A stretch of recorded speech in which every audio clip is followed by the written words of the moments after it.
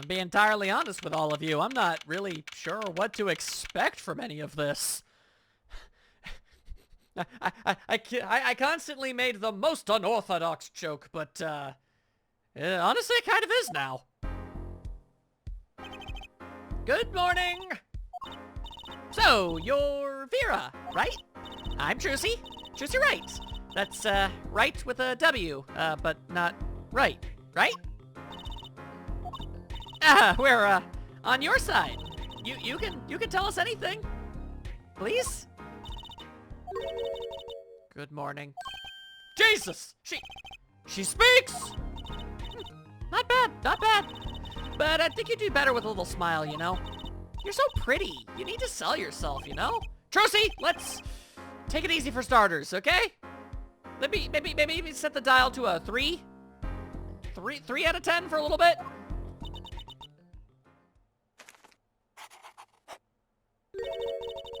Thank you for taking my case.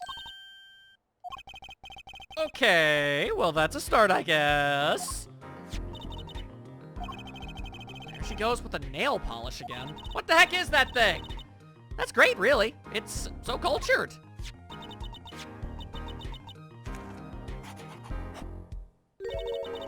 Want to try? Ooh, really? Girls.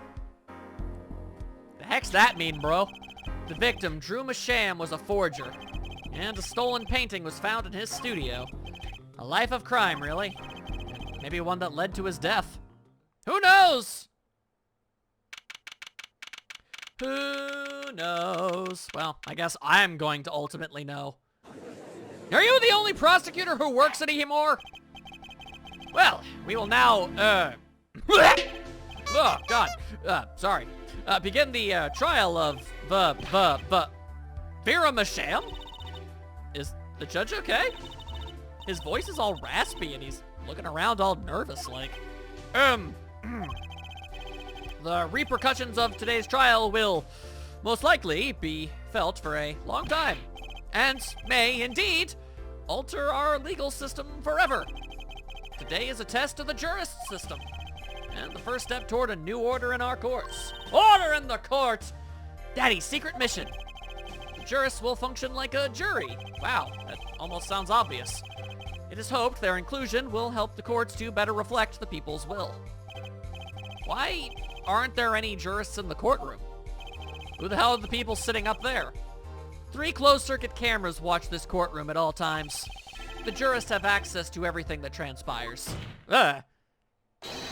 Jurists! Judge well and judge cool.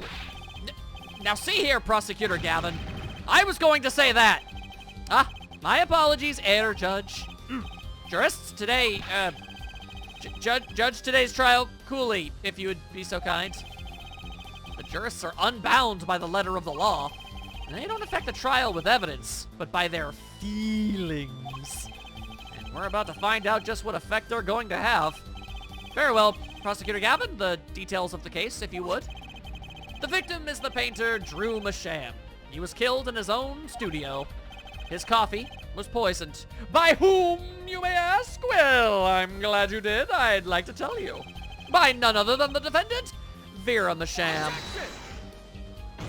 Shut your hole! There wasn't any poison in the coffee. Achtung! Someone has been doing their homework. Indeed, poison was not present in the coffee, but on the mug itself. The mug. Residue was found on the rim, I see. The autopsy report describes the manner of our victim's death. The court accepts this as evidence. I think this is the farthest back the autopsy report has ever been on one of these things. According to this report, the victim's death was caused by super duper poison supreme with extra cheese poisoning. A chemical compound that does not occur naturally. Lethal dosage is a mere 0.002 milligrams. A touch of this nonsense in the body and boom! It's the touch of the Reaper's scythe. Very well, Prosecutor Gavin. You may present your witness. Well, hang on just a hot dang gosh darn second. Let me actually look at this thing. Alright, 52...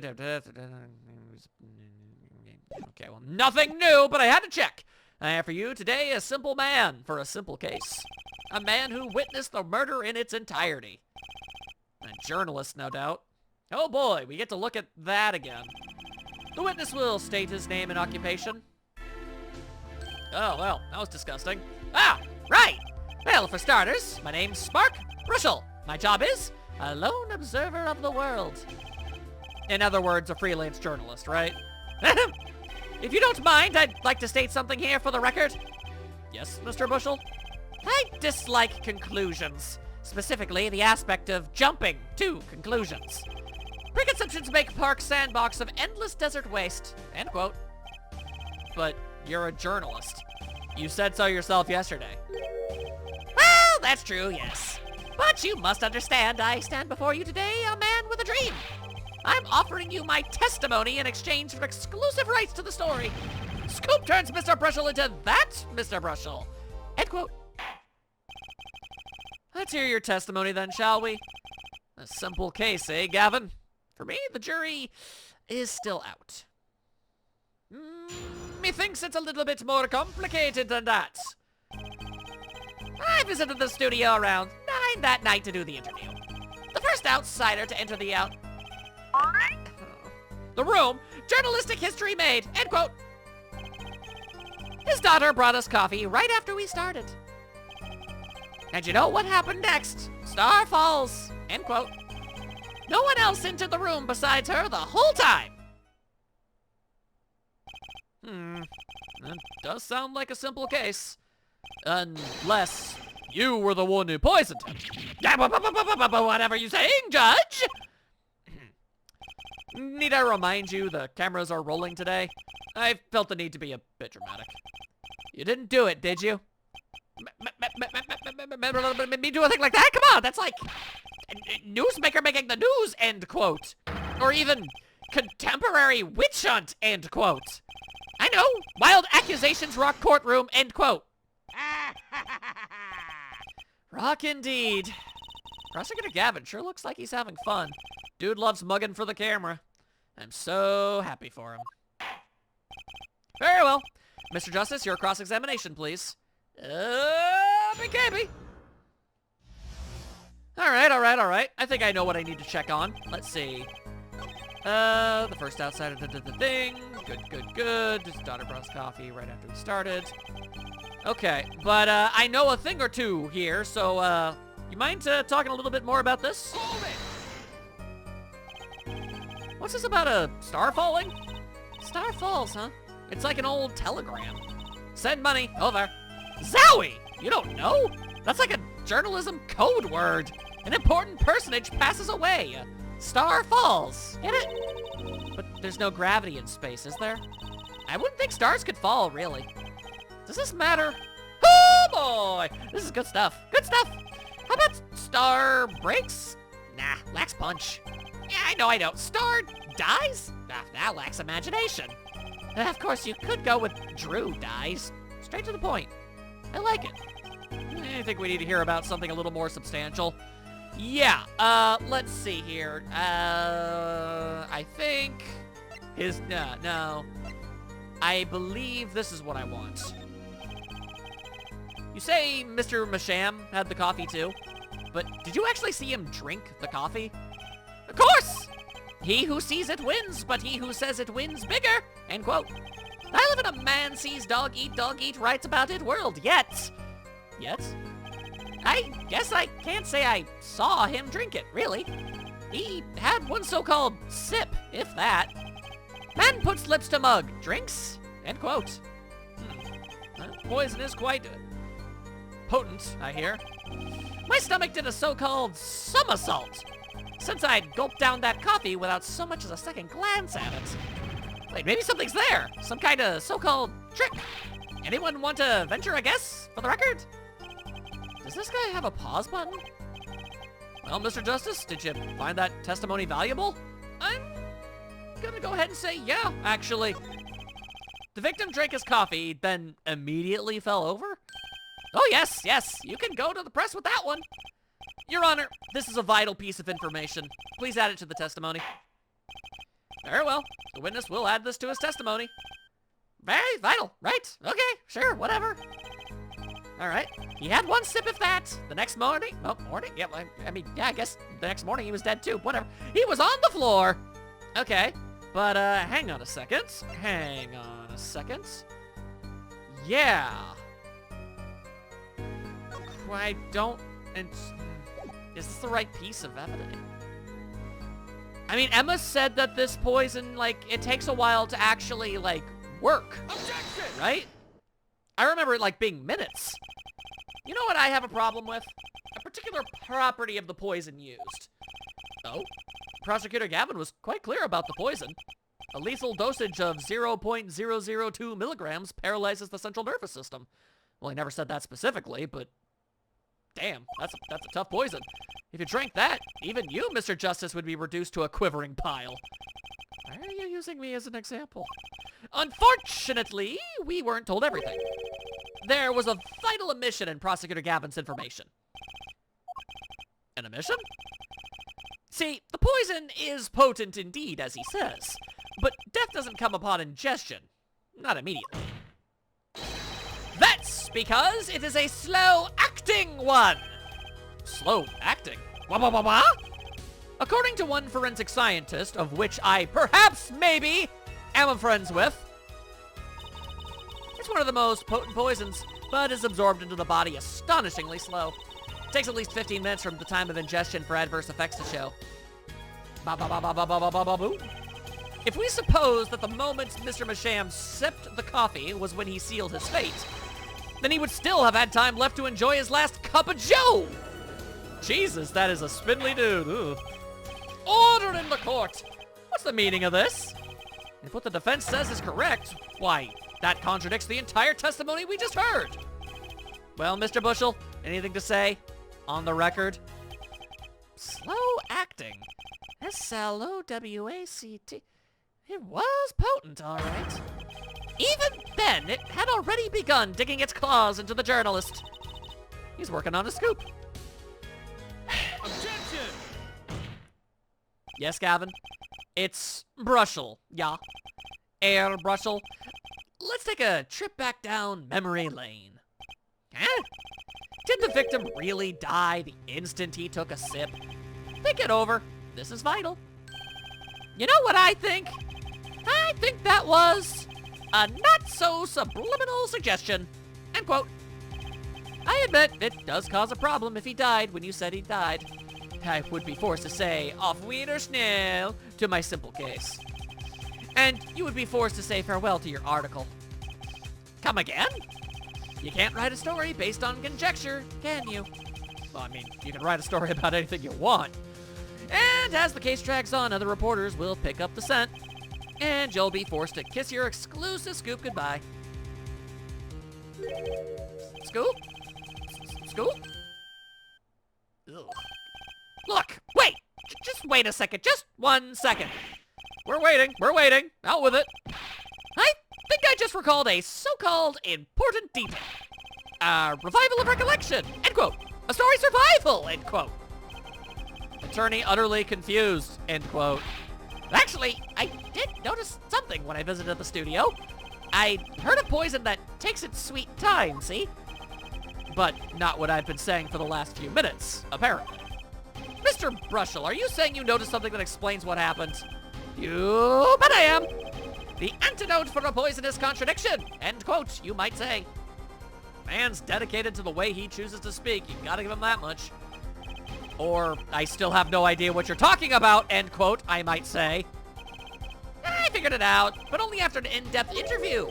See, thanks to my journalism skills, I know who poisoned that coffee. Okay. What? Order in the court! As far as I can tell, the witness is standing by his testimony. That Mr. Masham died the instant after he drank. Of course I'm standing by my testimony! And my dream of exclusive rights to this story! Ugh. I suppose it was too much to hope for. What was? Of course he wouldn't choose a simple case. Not him. Him? Phoenix Wright. Who else? Tongue air, Brushel. Report for us, if you would. What is it that you noticed? Man, Dude looks like a Halloween decoration. Christ. The court is in a critical trial of this court is a critical trial of the juris system. I'm afraid no room for doubt is permissible. You will testify to the court about what you noticed. And you will do it now! Alright, what do you got? What do you got? When I arrived at the studio, Mr. Masham was at his desk. He seemed to be writing a letter, but he quickly sealed the envelope. I thought nothing of it at the time, of course. Now that I think about it, what if he was writing a suicide note? That would be an interesting turn of events, but somehow I doubt it. A suicide note? Yes! He had this look on his face. Man's face inscrutable as a quadratic equation, end quote. I said at least one of those words right. Suicide. Poor Mr. Masham. But, well, that means Vera's innocent. Would someone commit suicide in the middle of an interview? I've heard stories. Oh. Very well. You may begin your cross-examination. Okay, alright. Well, I happen to be holding on to a letter right now. Let's see if we can maybe squeeze any more relevant info out of this very gross-looking kitchen sponge that's been underneath the sink for about 2 years too long. Alright, yeah, you mind talking a little bit? So, he put the letter away when he saw you? Eerily reporter gets worm, end quote. I almost said eerily. That's my secret. I'm not sure I follow. It's the night of the interview. I arrive 15 minutes ahead of schedule. The handle turns, the door opens, and I barge in. Are you sure that's okay to do? I mean, isn't that unlawful entry, really? Mr. Masham sure seemed to think so. You should have seen him. He crammed his letter into that yellow envelope as fast as he could. Hello.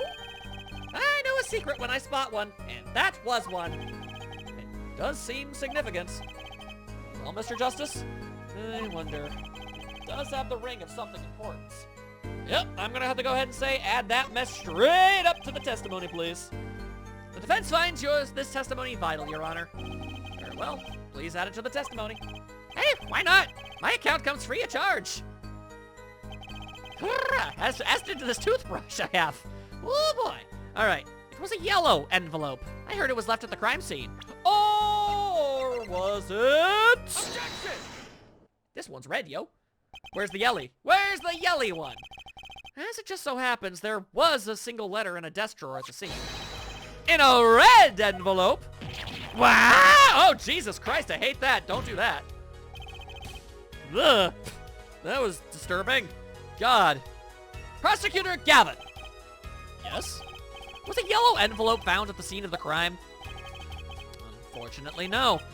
But, Air Foreheads, it's easy to mistake the color of an envelope. Yellow and red? Man, not even if you're colorblind. I guess. But not this envelope. You see, it was postmarked already, 7 years ago. Well, Mr. Brushel, whatever. The muscles from Brushels? I can explain that. True, right? He wanted to get that letter in an envelope pronto. Get it out of sight of my beady eyes, right? So he grabbed the nearest envelope and crammed away. And what about the whole red and yellow envelope contradiction? Yeah, chumpus. Well, Mr. Justice, have you anything to say to the witness's claim? That night, the victim put a letter he had been writing in a red envelope. I mean, if I say it's possible, then everything I've done up to this point was literally pointless. So, that's impossible.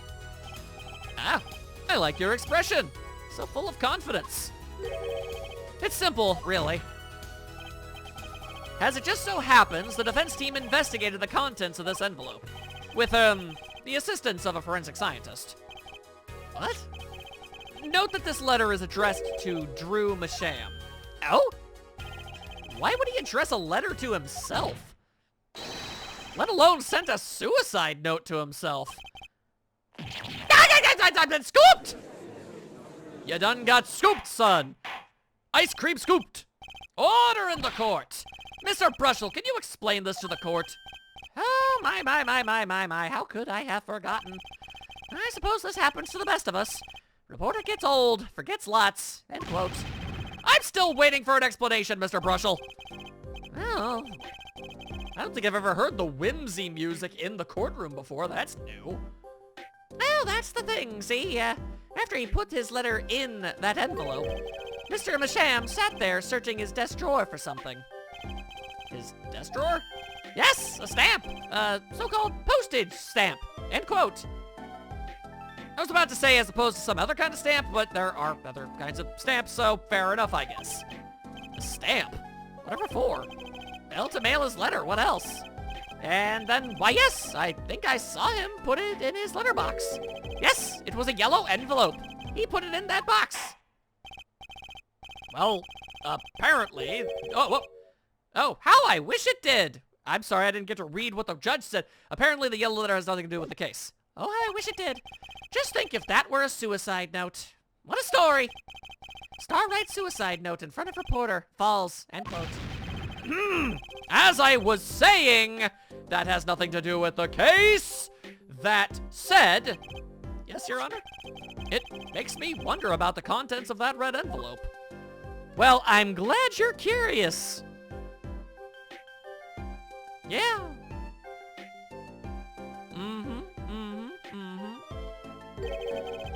$100,000 is quite a good deal of money. Ain't nothing to scoff at, nuh-huh. So, this was from 7 years ago, yeah? Duh, stop with that. God, I honestly do keep looking down lower just to not look at that face. So, am I finished here? I mean, am I finished here? Can I, do I have to still be here? I was thinking of, you know, going home to start writing all that jazz.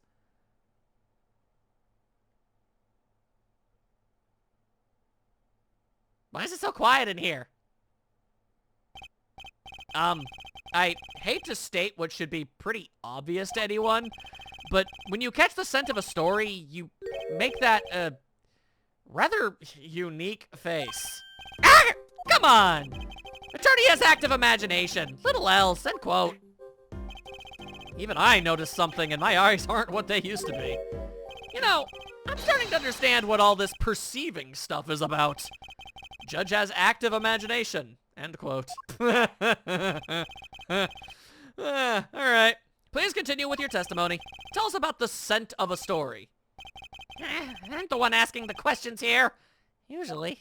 Well, not today, nerd. God, he brushed his tongue and then his eye. I know he's wearing glasses, but still, ew. Actually, it took a bit of work to get a thumbs up on the interview. Reporter leverages story, gets his interview. End quote. The story concerned a certain case from 7 years ago. That red envelope probably had something to do with it. Say what you will, but Drew's talent was without compare. Interesting.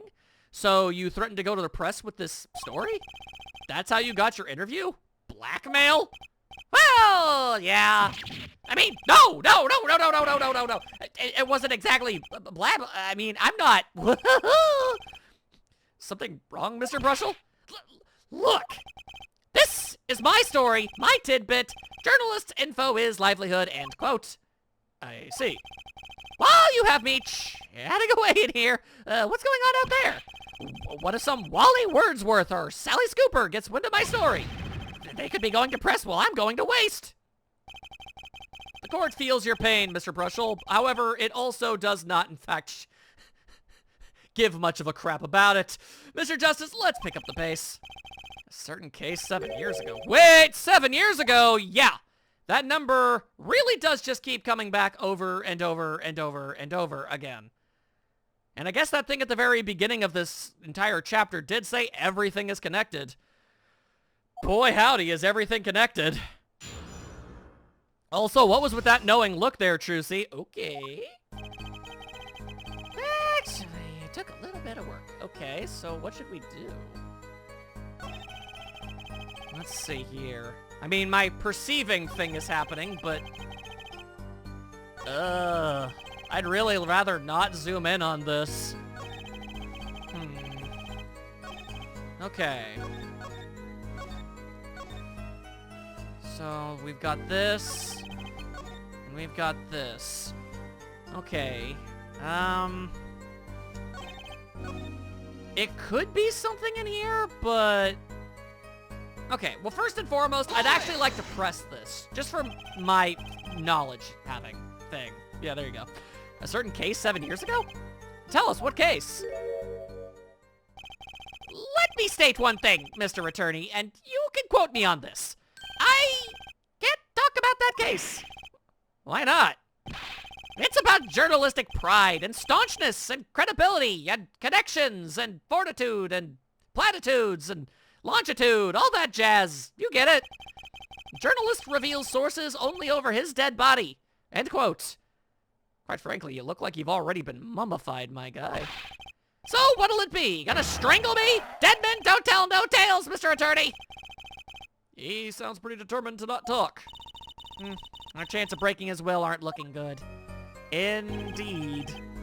Alright, well, let's see here. As much as I'd really rather not. Okay, Ugh, I hate all of this. Alright, I don't notice anything going on with his face. Nothing with his teeth, his nose, his eyes, and ears. No. Do we have something going on with maybe his hand or something? I'm not sure.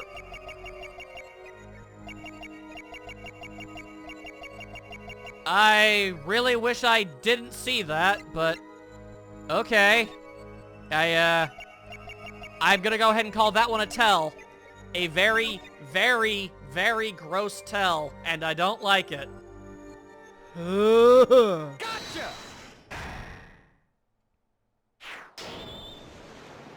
Okay.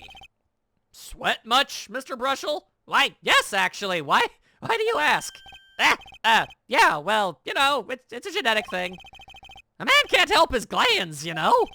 It's more than that.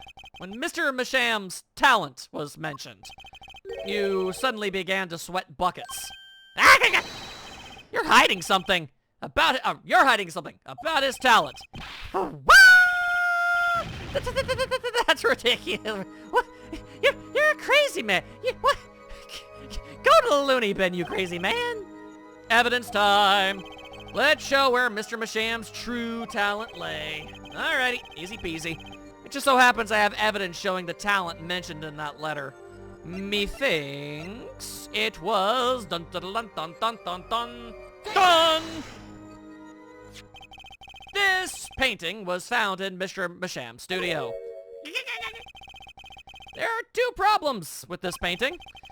The first is it wasn't painted by Mr. Masham. The second is that there was another painting in the studio which looked exactly like this one, except it was only half done. Then we have a letter discussing a payment of $100,000, which suggests a certain business operation. The business of making forgeries. Auga! God, I just realized that could almost be his tongue. It's his tie, but it looks like it could be his tongue. Ugh. God, stop. That is all, Your Honor. Everyone, please, everyone. Whoa. Can we keep this private, please? This is my story. My scoop. So much ice cream. Forgery. That's a serious crime. True Masham is known as an artist these days, but there were rumors he dabbled in another kind of art until a few years back. Another art meaning forgery.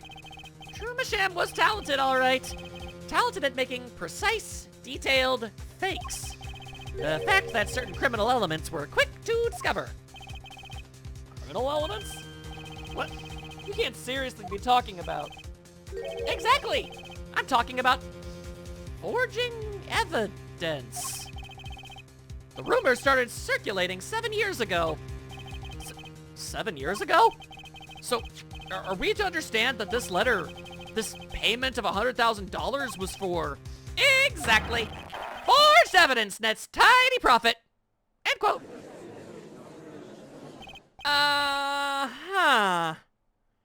Order in the court. What? It's like our victim was living a double life. Ha! This is my chance. So the victim had ties to the criminal world, right? He could have had plenty of enemies we know nothing about. This is my first time hearing of this criminal world. Well, there's this thing called a black market, and, you know, illicit goods tend to go up on it, and they pay high prices. Can sometimes lead to being murdered occasionally, depending on if deals fall through. It's kind of weird that you don't know anything about it, considering you're a prosecutor. We certainly found no criminal connections when we conducted our investigation. Well, then you're bad at your job. How about that? How do you explain all this money? You have to admit there's a possibility of some illegal activity here. But there is no proof tying this letter to our case. Our case was, and remains, simple from the beginning. Only the defendant could have poisoned that mug that night. And you, of course. Hey! Oh, the only thing I poison is my pen when I'm writing reviews. What does that mean? Mr. Bushell? Why do I keep calling him Bushell? Brushell! Your testimony at this point has been quite unreliable. It doesn't speak well of your reporting acumen. Whatever are you talking about? My journalism is something I just couldn't read in time. Journalism's so solid you can stand an elephant on it. End quote. In any case, let's hear a summarized recap of your testimony. Man does look like an elephant stepped on him, let's be real. If we can ascertain the situation in that studio from the recap, the trial is over. Apollo! What's he talking about? The cross-examination showed Mr. Brushell didn't have a reason or means to poison him. And as long as there's no other suspects, then the killer had to be Vera, and that's what. This next testimony is our last chance to get something going for us. Mr. Brushell, your testimony, please. Oh, boy. Okay, alright, here we go. The only other person in the studio that night was the defendant. It was Vera who poured the coffee. She admitted as much herself. The only thing that touched Drew's lips during the interview was that mug. And nothing left that studio after he died. Nothing. Clearly, the only one who could have poisoned him was his daughter. Okay. A nice testimony. Clear, succinct, and without room for doubt. Although your perspiration is, in fact, still unnerving. Ah, shucks, you really think so? I believe this clarifies the situation that night. Very well, Mr. Justice. You may begin your final cross-examination. Right. I still have one trump card left to play, and I won't let this trial end until I use it. Okay.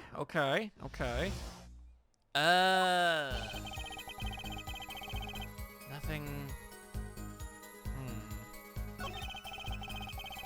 It was Vera who poisoned the coffee.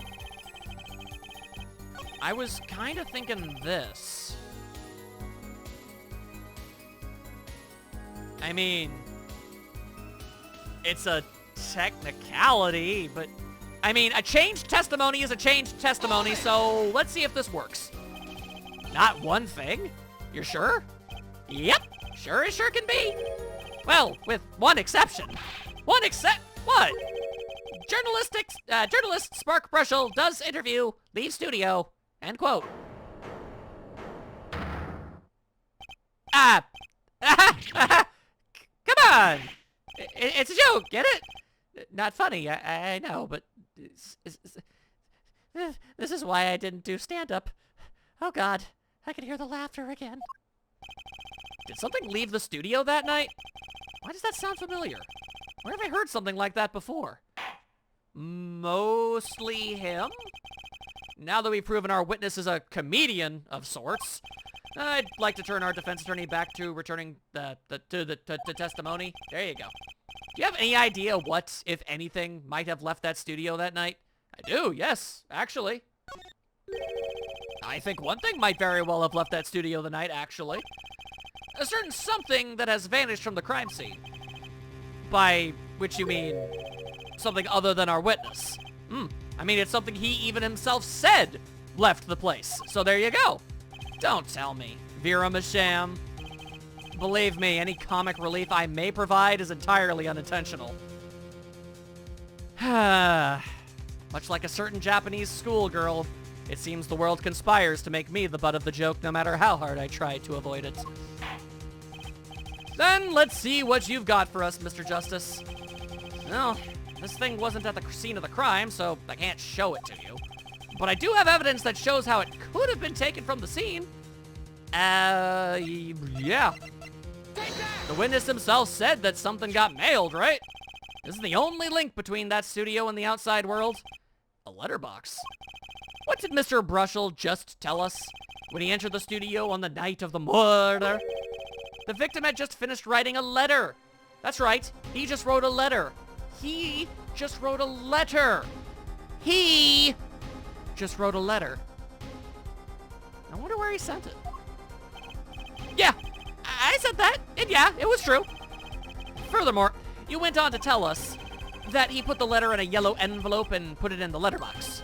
Yeah. But that very same letterbox was empty. In other words, that night the yellow envelope disappeared. Ah, yes. Intriguing. So an envelope has disappeared from the scene of the crime. Of course, this changes literally nothing. He has a point, Mr. Justice. What we're trying to figure out here is how the poison got into Mr. Masham. Is it really important that this envelope the witness says he saw disappeared? I mean, there was an episode of a sitcom once where somebody, like, licked a bunch of envelopes and they died of a poisoning from licking too many of them. And that couldn't happen in real life, but I mean, I don't know. Maybe it was also poisoned. But we're also trying to figure out how that frame plays into anything. I have no idea. I really am just kind of winging it, man. Well, if it did disappear, then something did leave the studio that night. That seems very important to me. Very well, then. The witness will add this to his testimony. You got it. I still think this fails to change anything, Air Forehead. I wouldn't be so sure. The letter disappeared from the crime scene that night. This is exactly the opening I've been looking for. Okay. The letter was put in the post from the studio, but I hardly think that matters. Wait. Okay, you know what? Actually, let me press this first. For just a moment.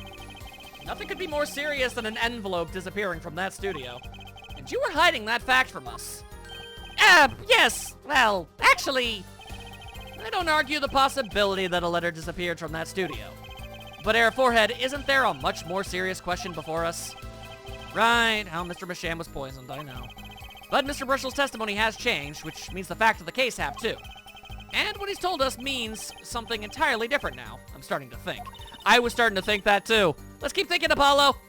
It means a different part of his testimony now is a contradiction, even though it's actually really neat. This wasn't a contradiction, but now it totally is. So let's rock. You're sure about that?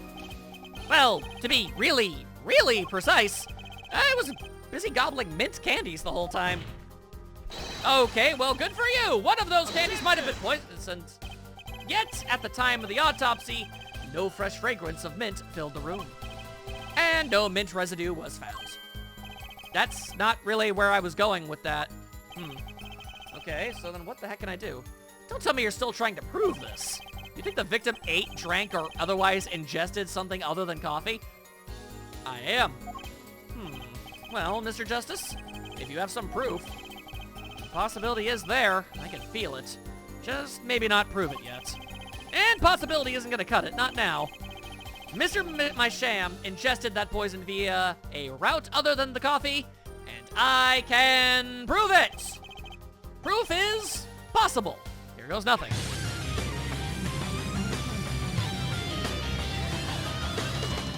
Been a while since he's done that. You do understand what we need, yeah? Proof, Air Forehead, not possibilities. Of course. And Prosecutor Gavin, I hope you understand. I'm ready to give you that proof. What did you say? I have proof of the disappearing envelope. I saw him writing a letter, I did. Which was picked up by the mailman, I assume. Of course, which means that envelope had a stamp on it. A stamp. Ah! As we all know, stamps come with dried glue on the back. In order to use the glue, you have to wet it by licking the stamp. Personally, I always use a damp paper towel because I don't want to lick paper. Objection! No one worth talking to actually licks stamps in this day and age. Objection! What's that have to do with anything? Even if you wanted to talk to him, you couldn't. He's dead after all. Objection! Okay, so he licked the stamp, but wait! How does that explain the poison on the rim of the coffee mug? Residue! If he licked the back of a poison stamp, the poison would get on his tongue, yeah? What would happen then if he put the coffee mug to his mouth, Oh, well, goddamn, that's a good point. I can't even be smug about that one. That's just fair reasoning. Those traces on the mug weren't the killer's doing. It was the other way around. What? The coffee mug didn't poison Mr. Masham. Mr. Masham poisoned the coffee mug. He tried to murder that cup. He's the criminal the entire time. Wait, no, hang on, lost the plot. Order in the court. But that does it? Recall, if you would. The poison is a slow-acting one, right? The poison entered his body when he put the stamp on that envelope. But his time wasn't up until the very moment he touched his lips to that cup of joe. And what are the odds of his daughter poisoning a stamp? Not great, I would imagine. Oh, yeah, I agree. I agree a lot. Wait, no, hang on, maybe I don't. You have something to add, Mr. Brushel? Oh, no, his nose is picking up another scent.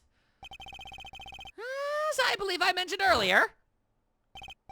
Well, that's the thing, see? After he put his letter in that envelope, Mr. Masham sat there searching his desk drawer for something. Yes, a stamp! A so-called postage stamp, end quote. But, you know, I don't seem to remember him ever finding one. Maybe he'd just run out. Incidentally, we searched the desk drawer at the scene of the crime. There were no stamps. Not a single one. Okay, so I admit I have absolutely no idea why on earth there would be a stamp inside a tiny itty-bitty little 2-inch picture frame. But, I mean, that's kind of where it would have to be from, right? There's clearly some kind of backstory to that thing. That does pose a problem.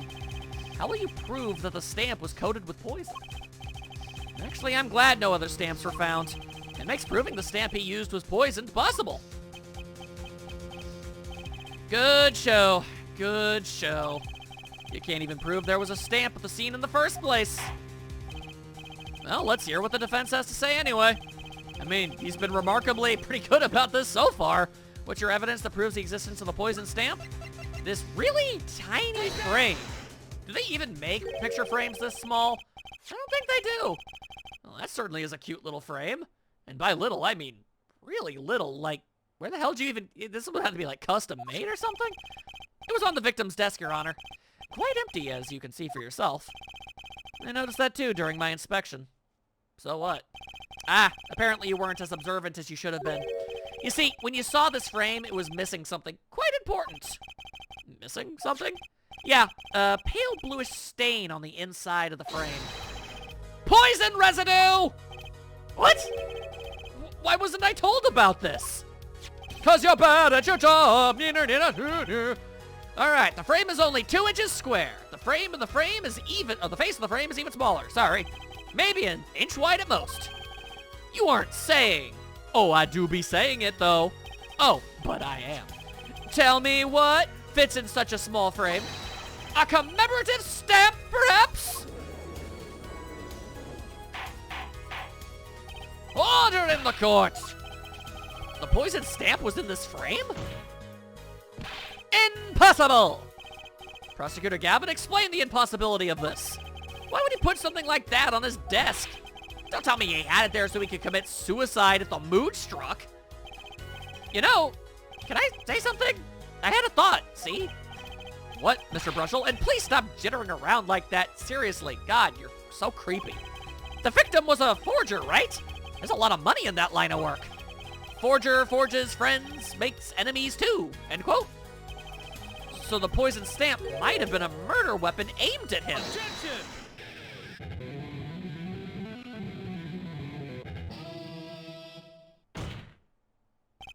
Oh, rich. That's rich.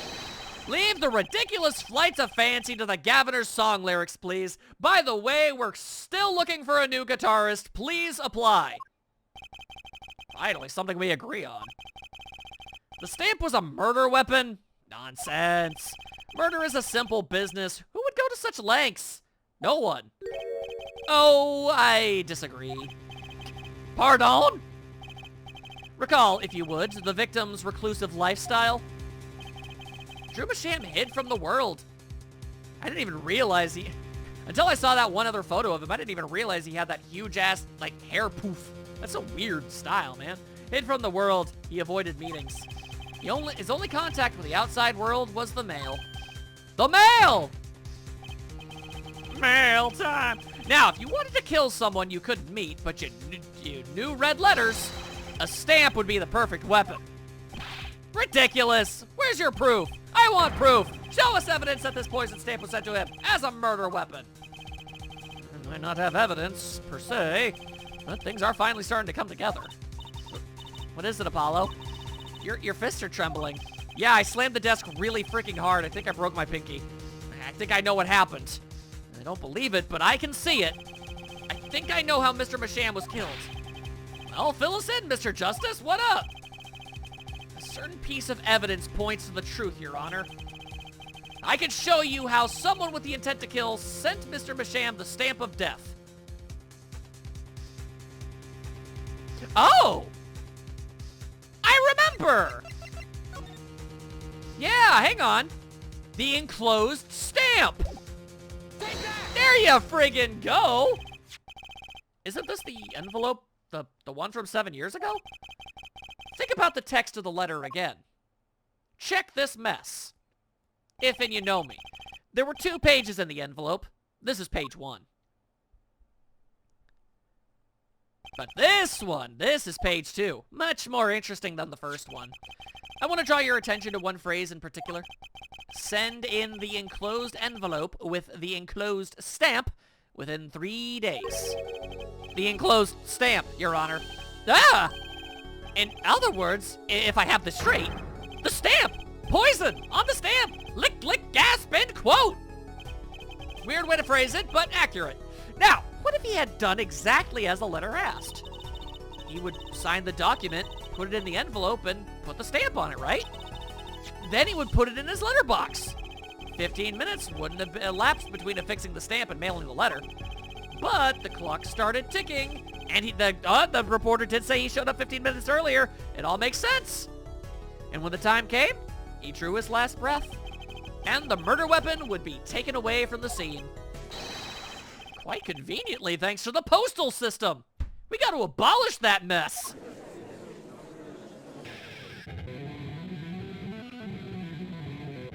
You're doing that a lot lately.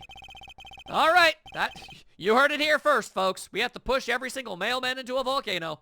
Such a splendid imagination you have, Air Forehead. Let me confirm one thing with you, if I might. So, this poison stamp was inside this envelope from 7 years ago, yeah? Is that what you have us believe? Really? Well, it's a little bit of a stretch, but there's a possibility. Yes, a very small possibility. How small, I wonder? A poison stamp in this envelope? A stamp then became the murder weapon? How do you intend to prove this seeming coincidence, huh? Well, it was 7 years ago, and we don't even know who sent the thing. And your answer is silence, I see. Very well. I move to... It's not nice to pick on the Fraulein, Clavier? Ah, Jesus Christ! Ah, holy crap, Emma! Wait. What? Well, like my Christoph Gavin impression? Did I sound like him? Emma, you scared the crap out of me. Jesus. Don't quit your day job. She did a very good job. Do not even be hating. Don't you have a crime scene to be looking after, Fraulein Detective? Someone had to come dig you out of the mess you're making of this case. Mess? You know, none of this would happen if you just trusted in science a little more. Emma saves the day. You could find out if that stamp was in that envelope easy. Care to explain yourself, Fraulein Detective? I don't know, care to not have a dumb haircut? Didn't think so. Glare at me all you want, but science is on my side. It's all in the residue, right? Yeah, that's right!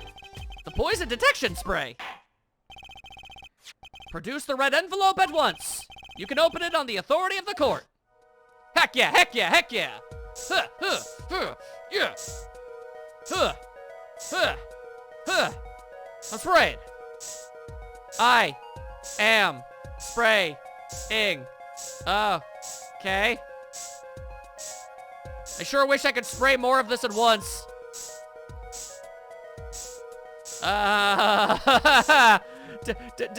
Don't stare at me, everybody. I am, okay, hang on here.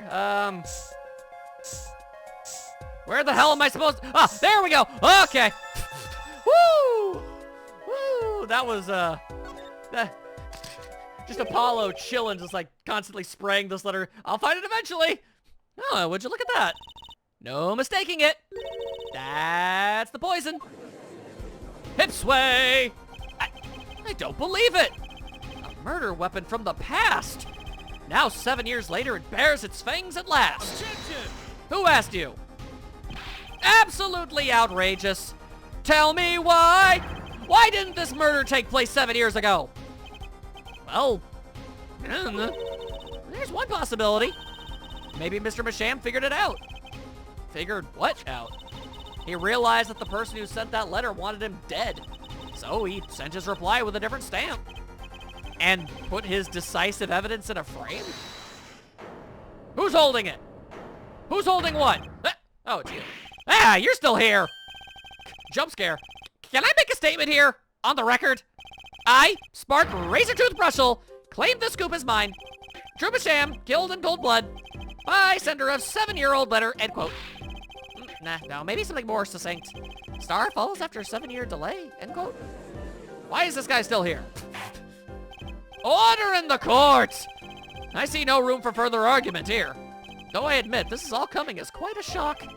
To think that the murder weapon reached his mouth after 7 years.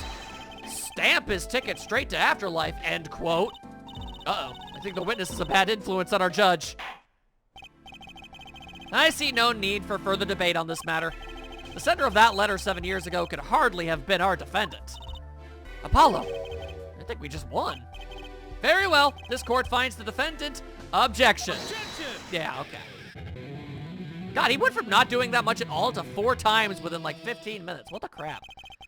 Is this the bright future of our legal system? Setting an innocent woman free? Not on my watch. Prosecutor? Gavin? A ticket to the afterlife from 7 years ago. Tickets for Gaviner's show are invalid after 2 weeks. But no one cares about your terrible band. It boggles my mind that so many people haven't noticed this. There's a fatal contradiction in Air Forehead's claim. A contradiction? A poison stamp was placed in this envelope 7 years ago, whereupon it was framed until now. If that's the case, then why would Drew Masham have done what he did? Emma explained that he must have realized it was poisoned. Yeah, but why would he then decide, okay, hey, oh, that's right, I have a stamp right here. This one that was sent to me to be to poison and kill me. On top of that, why did he frame the poisonous stamp in the first place? Therein lies the rub. 7 years ago, the forger Drew Masham sensed a trap and put the stamp in a frame. Why, I do not know, but that's not important. I do not debate this. But this begs the question. Why 7 years later did he use that stamp on the night of the murder? Did he think that the poison had worn off by then? Surely you don't mean to suggest that Mr. Masham simply forgot. He put the murder weapon in a frame on his desk for 7 years and forgot? You expect us to believe he sprang the trap on himself? Like him or hate him, dude's got a hell of a point.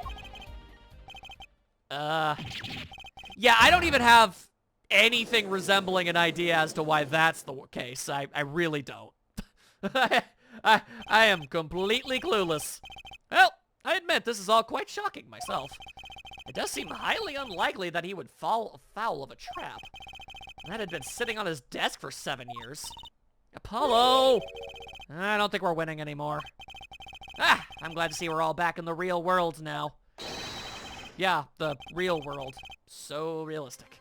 Welcome back to reality. Oh, there goes gravity. We've been waiting for you. Okay, then how do you explain the poison stamp that was in this envelope? The poison stamp? Where exactly is this poison stamp again? Have you brought it to court for us? I see no proof that such a thing ever existed. Then let's go talk to the mailman. What about the poison residue, huh? Oh, I agree. That does seem to be poison residue. But Air Forehead, it's certainly no stamp. Yeah, but even if your precious poison stamp did exist, Drew Masham never would have used it. That is all.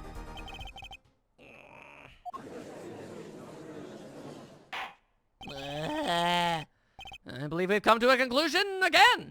Apollo! We were wrong the whole time. I can't believe it. The poison traces match up. It can't be coincidence. I'd like to bring some closure to this issue sometime this year.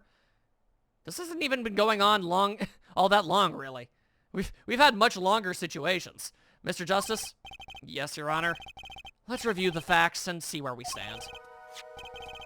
7 years ago, Drew Masham received a red envelope. There were traces of the poison on the document inside that envelope. A similar trace was also found at the crime scene, on this tiny picture frame. Very adorable, very weird. The defense has indicated the possibility of a yellow envelope. An envelope that left the scene of the crime with the poison stamp on it. Yes, but even if this envelope contained a poison stamp, and Drew Masham, knowing this, put it in a frame, he never would have used that stamp. I'm afraid you're right. Which means there is a fatal flaw in the defense's case. I haven't been on the wrong track this whole time. I'm sure of it! The traces of poison, the envelope, the frame, it all makes a hell of a lot of sense to me. And Drew Masham's mysterious death. They're all connected somehow! Well, Mr. Justice, do you have a conclusion for us? The defense stands by its case, Your Honor. We've seen that the logical outcome of the evidence makes no sense, which means that one of our clues must be fake. Ah, a fake clue. Fascinating. And if we find this fake, your wild fantasies will prove quite reasonable. Yup. The fake clue that's thrown us off the position's trail is none other than...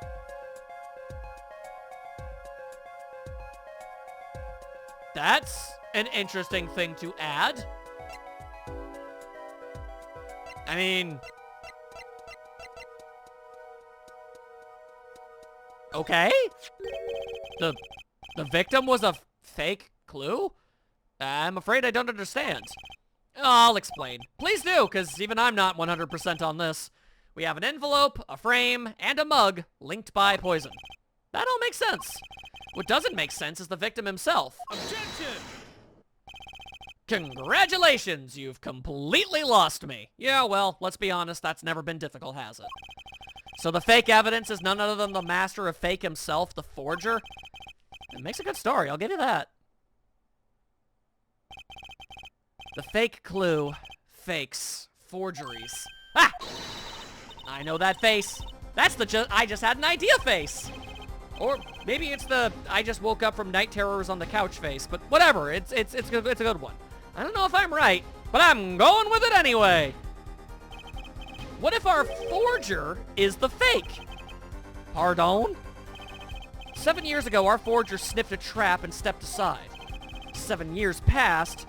Now the forger stumbles into the very same trap and dies. Why? That's what I want to know!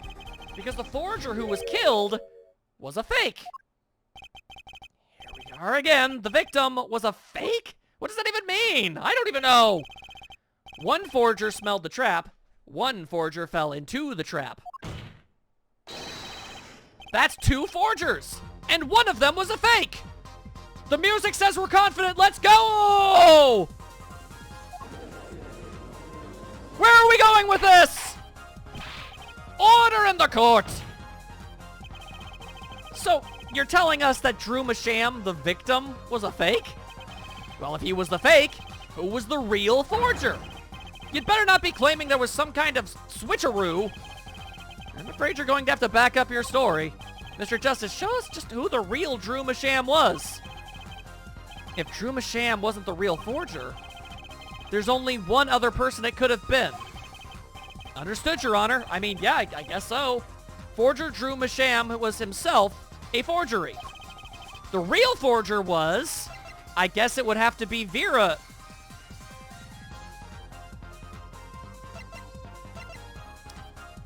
Vera drew him a sham. That's clever game.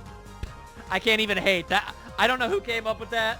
That's actually legitimately really clever. Regardless, literally the only other person it could possibly be. There could only be one explanation, really. The real identity of the forger, known as Drew Machine. Wait, wouldn't that mean that... Wait, if she's the forger, then that would mean she was doing that crap at 12? I guess maybe if she's a prodigy, I don't know. Anyway, his only daughter, Vera Masham.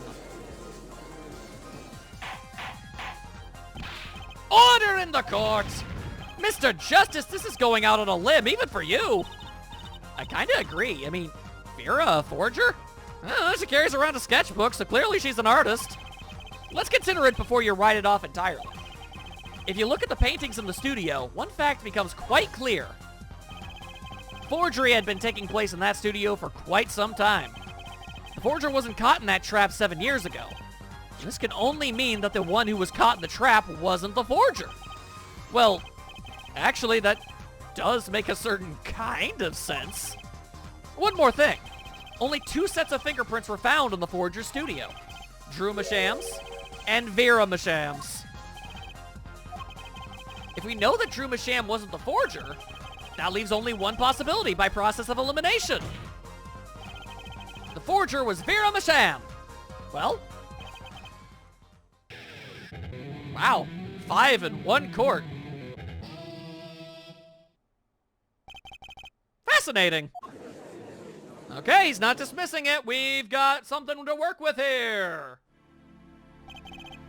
Vera Masham, you've been paying attention to the trial so far? Let's just ask her and be done with it, shall we? Who are you? Who is the forger? Drew Masham?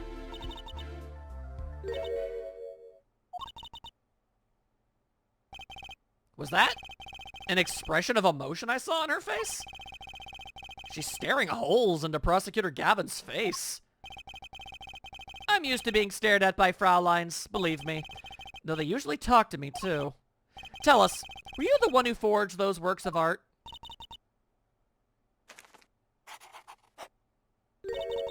Yes. So the forger Drew Masham was you? Yes, it was me. What? What?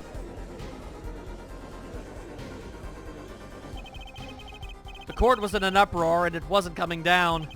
We had to break for a 10-minute recess. Hot damn, people! Hot damn! Whew. Okay, well, there you go.